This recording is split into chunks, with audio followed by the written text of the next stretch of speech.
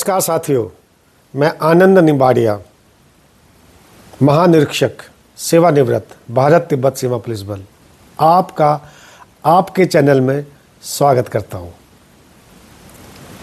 इस चैनल को आप लोगों ने बहुत प्यार दिया और दे रहे हैं। इस चैनल का उद्देश्य यही है कि कैलाश मानसरोवर यात्रा के बारे में आपको मानसिक और शारीरिक रूप से तैयार करना, जानकारी देना और समय समय पर जो भी डेवलपमेंट्स होते हैं उसके विषय में आपको बताना। यही नहीं, कैलाश यात्रा के साथ साथ आदि कैलाश, श्रीखंड कैलाश, मणि महेश यात्रा और किन्नर कैलाश, अमरनाथ यात्रा, यानी कि जितनी भी धार्मिक यात्राएं चलती हैं, कोई भी यदि जानकारी होती है उसके विषय में आपको मैं इस चैनल के माध्यम से बताता हूँ। मेरा आपसे विनम्र निवेदन है कि आप अपने मित्रों को, रिश्तेदारों को जो वास्तव में यात्रा करना चाहते हैं, इस चैनल के विषय में बताएं, फॉरवर्ड करें, सब्सक्राइब इसलिए करें ताकि आपको नोटिफिकेशन प्राप्त हो जाए।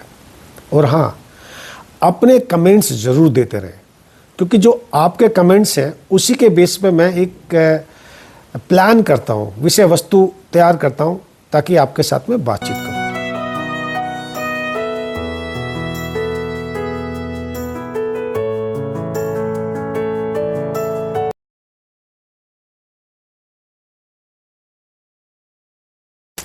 नमस्कार साथियों, चलिए चलते हैं 32वें पायदान की ओर। ये भी कैलाश बाबा के नाम। 31वें में भी कैलाशनाथ और कैसे कैलाश की परिक्रमा विमल जी ने की। दारचेन डेरा पुगोते हुए, डोलमा पास करते हुए जोंगजुरबू पहुंचे और वहां पे उन्होंने अपनी वापिस दारचेन आके पूरी परिक्रमा की। चलिए आगे करते हैं। इस प्रकार से वो अपनी परिक्रमा पूरी कर चलने लगे, तो चूंकि उनके विषय में वहां लोगों को पता चल गया था, तो गुरुजी ने अपने शिष्यों को भेजा।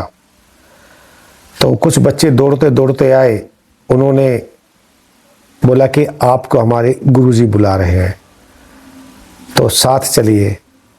वो साथ चले, सोचा कि पता नहीं कौन से गुरुजी हैं, यहाँ हर लामा मेरा गुरु है, किंतु इस कैलाश खंड में जिनके दर्शन हुए वो भगवान की तरह ही लगा। वे थे कैलाश बाबा। अब वो लंबोना गुफा में होंगे, क्योंकि वो 3 दिन बाद पाखा गांव में मिलने के लिए कह गए थे। बस वहां गए तो देखा उनको, बाबा जी के दर्शन भी हो गए। प्रणाम करके बाबा जी के पास बैठे और ये लगा कि भाई बाबा तो अंतर्यामी ने, मेरा पता चल गया, मैं जल्दी पहुंच गया। खैर, पाखा पर बाबा जी इसी मकान में ठहरते थे। मकान मालिक व उनकी पत्नी संभवतः बाबा के भक्त थे। पारका गांव कैलाश खंड का सबसे महत्वपूर्ण बाजार था। मानसरोवर कैलाश यात्री अपना जो भी यात्रा का सामान था यहीं से लेते थे। रक्षताल व मानसरोवर को जुड़वा ताल कहते हैं और दोनों के बीच में लगभग 1 मील का फासला है। कहते हैं रावण ने रक्षताल के किनारे श्री देवी की तपस्या की थी, इसलिए इस ताल को रावण ताल भी कहते हैं। सतलुज नदी इसी सरोवर से निकलती है। धार्मिक तिब्बती दोनों ताल को समान महत्व देते हैं और जाड़े में राक्षस ताल व मानसरोवर की एक साथ परिक्रमा करते हैं। बहुतों की धारणा है कि राक्षस ताल में कुबेर का खजाना छिपा हुआ है। तिब्बती इसी कुबेर का स्थान मानते हैं। यहाँ के बालू में सोना निकालना वो लोग पाप समझते हैं। कोई तिब्बती सोना बटोरने के उद्देश्य से कभी यहाँ हाथ नहीं लगाता। कहते हैं स्थानीय लोगों ने महामना दलाई लामा को एक बार यहाँ का एक सोने की भेंट की थी, किंतु उस उपहार को दलाई लामा ने जो है प्रत्याख्या करते हुए कहा कि उससे स्वर्गीय संपदा को ग्रहण करने का अधिकार किसी भी मनुष्य को नहीं है। उसके बाद से उस सोने के पत्थर को लौटाकर राक्षस ताल की मिट्टी में वापस गाड़ दिया गया। बाबा ने बताया, हमारे मन के 2 भाव हैं, एक देवी भाव, एक आसुरी भाव। अस्थि तथा नास्ति, अथवा हाँ या ना। इन दोनों इतिवाचक व नेतिवाचक शक्तियों की खींचातानी से चित्त वृत्ति को शांत करना जब असंभव होने लगे, तब कैलाशपति की तपस्या करनी चाहिए। उनके आशीर्वाद से असुर शक्ति का शामन होता है व देव शक्ति जागृत होती है। देव शक्ति बिना अमृत लाभ नहीं होता। बाबा उनको राक्षस ताल के तट पर ले गए। वो जो है कंपेरेटिवली जो है, यदि हम मानसूर से कंपेयर करें, थोड़ा सा चंचल प्रवृत्ति की ताल है। काफी उसमें जो है जल का लहरें आती जाती हैं। बाबा ने बताया कि इसमें रक्षताल में भी और मानसरोवर में राजहंस जो हैं तैरते हैं। लाजू तथा झोंगचू नाम की दो नदियां कैलाश की परिक्रमा करते हुए आपस में मिलती हैं और फिर राक्षस ताल में समाहित हो जाती हैं। इस संगम के पास एक छोटी सी कुटिया थी। उसी कुटिया के निकट या पत्थर के टुकड़े डालकर एक चोरटन बना दिया। बाबा जी उसी कुटिया में ले गए। भीतर 5 लोग अलावा जलाए बैठे हुए थे। सरोवर के किनारे एक प्रकार की घास उगती है जो काई की तरह होती है। ये लोग भोर के समय उस घास को इकट्ठा करते हैं, बाजार में लेकर बेचते हैं। उस घास से बहुत स्वादिष्ट रोटी बनती है। देखिए, नई चीज है। मानसरोवर की जो काई होती है, उस काई को सुखाकर उसकी रोटी बना के खाते हैं। वाह। हाँ मित्र, एक चीज बताना मैं भूल गया। मानसरोवर और रक्षताल को एक छोटी सी नदी आपस में जोड़ती है, जिसको गंगाचू कहते हैं। गंगाचू हमेशा याद रखिए। इस प्रकार से उस घास की स्वादिष्ट रोटी जो है बनाकर वो खाते हैं, which is full of protein, यानी इस खाने से शरीर में काफी ऊर्जा प्राप्त होती है। इसके बाद बाबा ने उनको मंत्रों का उच्चारण कहा। मैं प्रयास करता हूं, मेरा उच्चारण गलत हो सकता है, उसके लिए क्षमा चाहिए, पर मैं प्रयास करूंगा। ओम परम शिवो सुष्माना पथेन मूल श्रृंगाट मूलालोहसम ज्वल प्रच्वलम प्रच्वलम हंसा सोहम स्वाहा। ओम आत्मतत्वाय स्वाहा। ओम विद्वत्तत्वाय स्वाहा। ओम शिव तत्वाय स्वाहा। ओम देवास्प्रयामी। ओम ऋषिस्प्रयामी। ओम पितृस्यामी। ओम मनुष्यस्पर्शयामी। ओम गुरुमस्तस्यामी। इस प्रकार से बाबा के साथ साथ उन्होंने जो है अपना उच्चारण किया। बाबा ने कहा, बुद्धदेव की वाणी और तंत्र साधना के सम्मिश्रण से लामा धर्म बना। बुद्ध की वाणी का मुख्य बात है शून्य। वे शून्यवादी हैं, जबकि हम पूर्णवादी हैं। हम परम ब्रह्म को शून्य नहीं मानते, वे पूर्ण हैं। तभी हम बारंबार कहते हैं ओम पूर्णमदा पूर्णमिदं पूर्णतः पूर्णमुच्छद्यते पूर्णस्य पूर्णमादाय पूर्णमेव अवशिष्यते। कैलाशपति देमचोक धर्मपाल व पाम्बो जिस नाम से भी लामा उन्हें पुकारे, वे हमारे भोलेनाथ शिव हैं। बाघ की छाल पहने शिव के एक हाथ में डमरू, दूसरे हाथ में त्रिशूल। डमरू वज्रयान का प्रतीक है, त्रिशूल संहार का प्रतीक है। हर पार्वती या वो या शिव व शक्ति चाहे जिस नाम से भी पुकारा जाए, वस्तुतः वे एक ही हैं। उन्हीं में छिपा है सृष्टि का सारा रहस्य। बाबा कहते हैं, कैलाश की पवित्र भूमि पर हिंदुओं का मूल मंत्र है ओम नमः शिवाय। इसी मंत्र द्वारा त्राण संभव है। कैलाश पर्वत का नाम है मेरू पर्वत। धरती की रीढ़ की हड्डी जैसी है। यहाँ की पवित्र हवा विश्व भर में विचरण करती है।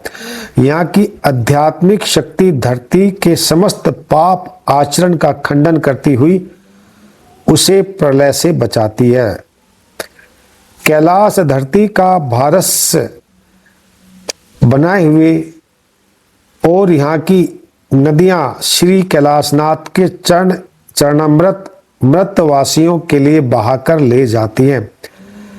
मतर्यवासियों यानी मनुष्य के लिए कहा गया शब्द ये।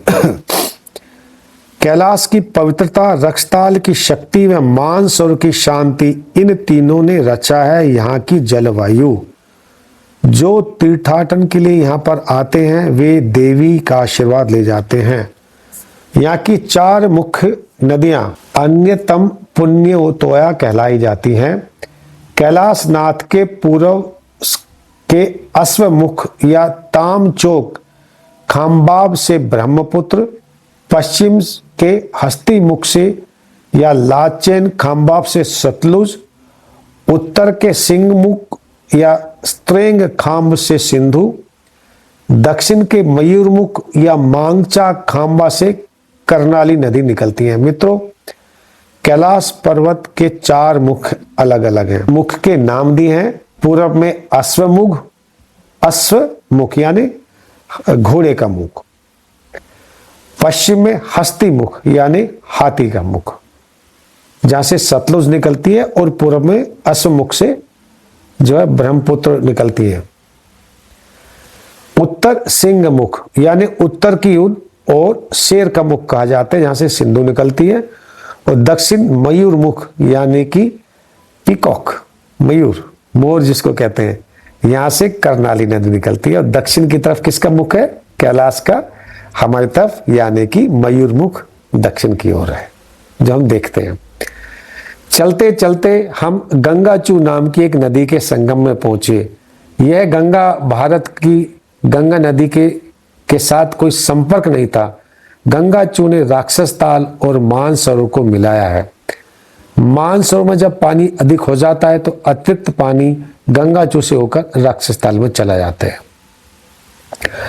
गंगाचू के किनारे खड़े होकर बाबा बोले, चल कपड़े उतार कर पानी में उतर जा। उनके इस आदेश से विमल जी घबरा गए। मन में सोचा, यदि मैं पानी में उतर तो फिर जीवित दशा में बाहर नहीं आ पाऊंगा। किंतु आदेश शिव तुल्य कैलाश बाबा का था। उन्होंने कपड़े उतारे और एकदम पानी में जंप लगाया। उनको लगा कि पानी बड़ा ठंडा है, लेकिन भाई पानी तो गर्म था। याद है मैंने बताया था कि कई प्राकृतिक रूप से गर्म पानी का चश्मा भी थे। तो गंगाचू का उस जगह पर गर्म पानी प्राकृतिक रूप से निकलता था। और शायद भगवान ने देवी व्यवस्था कह सकते हैं कि जो यात्री थका आते थे तो उनके लिए गर्म पानी की व्यवस्था प्राकृतिक रूप से हो रखी है। वस्तुतः वह गर्म पानी का कुंड था। गंगाचू नदी चौड़ी होते हुए भी उस कुंड को अपने में मिला लिया था। बाबा ने बताया कि पहले कुंड का पानी बहुत गर्म था, अब कुंड का गर्म पानी और नदी का ठंडा पानी मिलकर उस पानी का तापमान ऐसा हो गया है कि हमारा शरीर उसको सह सकता है।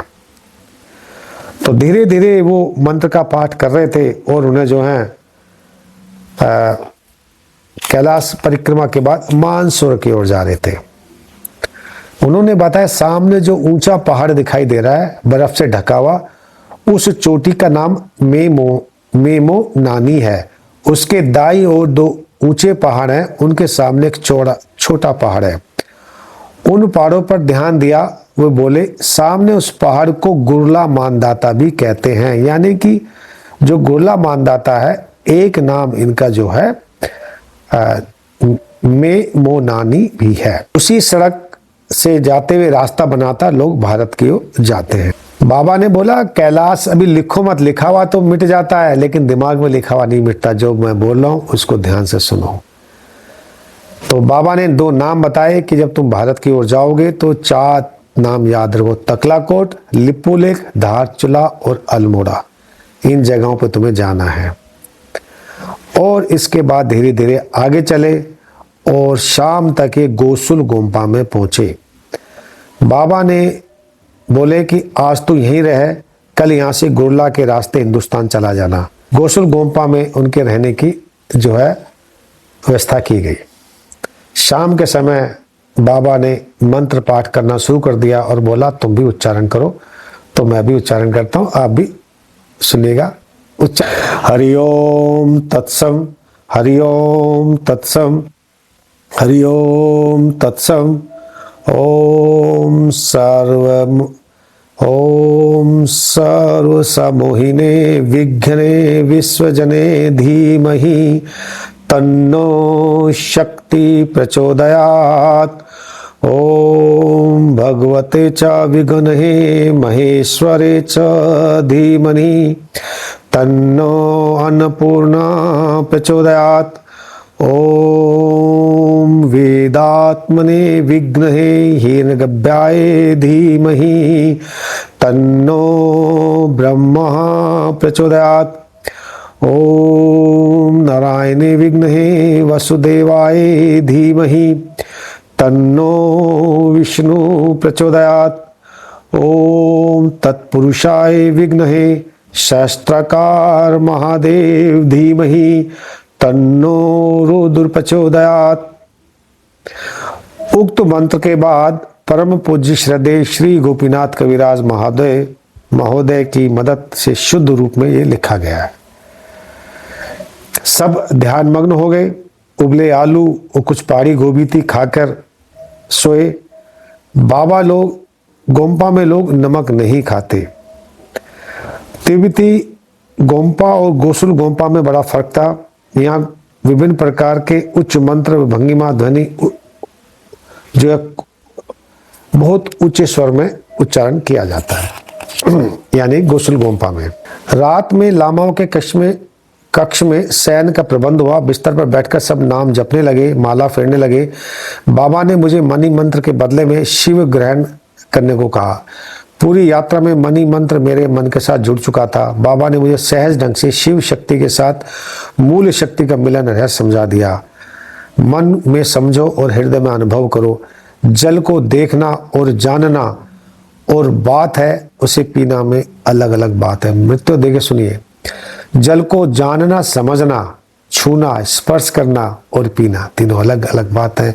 इसी प्रकार से गूढ़ रहस्य के साथ बाबा ने भक्ति का भी अर्थ समझाया। गोसुल गोम्पा में सर्व पूज्य व्यक्ति थे हृदयांग लामा। गोम्पा का कामकाज वही देखते थे। यही था जहाँ की मानसरोवर और रक्षताल समान दूरी पर थी। इसके बाद वो सुबह उठे, दक्षिण की ओर देखने लगे यानी पहाड़ की ओर, और अपना जो है ये ध्यान लगाया कि चलो अब मैं अपने घर की ओर जाऊंगा यानी भारत की ओर जाऊंगा। पहली रोशनी जब मानसरोवर में पड़ती है और आखिरी रोशनी जब मानसरोवर में पड़ती है, दोनों ही वक्त कहते हैं मानसरोवर दिन में 7 बार रंग बदलती है। तो मित्रों 7 बार रंग बदलती है। पिछले वीडियो में मैंने डाला था, इस वीडियो में भी डालने का प्रयास करूंगा। इसके बाद बाबा ने बोला कि देखो अब तुम्हें और हमें, हम दोनों को जाना चाहिए। अच्छा नहीं लग रहा लेकिन जाना है। शिम्बिलिंग गोम्पा पहुंच जाएंगे और वहां पर वो लोग यानी डेरा पुक, इससे पहले अपना तकलाकोट से पहले शिम्बिलिंग गोम्पा पड़ता है, वहां पे जाके उनकी रहने की व्यवस्था की थी। तो इस प्रकार से पूरी परिक्रमा करके अभी तकलाकोट आ गए। तो मित्रों आज का एपिसोड यहीं तक। जय हिंद।